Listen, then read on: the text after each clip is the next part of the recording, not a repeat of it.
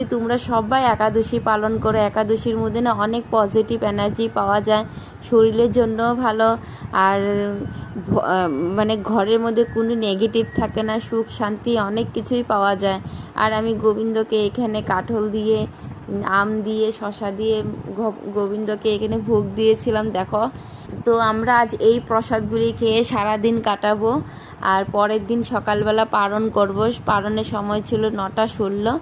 তো আমি হয় তো কি বলবো, মানে যতই কম বলি ভগবানের বিষয়ে ততই কম হয়। আমি বলার মতো এখানে কিছুই থাকে না। যে যারা ভগবানকে, কৃষ্ণকে ভালোবাসে তারাই জানে যে কৃষ্ণ কি জিনিস হয়। আমি বলছি তোমরা সবাইকে কৃষ্ণকে ভালোবাসতে শুরু করে দাও, একাদশী শুরু করে দাও, দেখবে তোমার ভিতর থেকে দুঃখ, যন্ত্রণা, কষ্ট সব দূর করে দেবে। যদি আমার এই ভিডিওটা ভালো লাগে একটি লাইক আর সাবস্ক্রাইব, ফলো বাটন নিশ্চয়ই ক্লিক করে দিও। হরে কৃষ্ণ।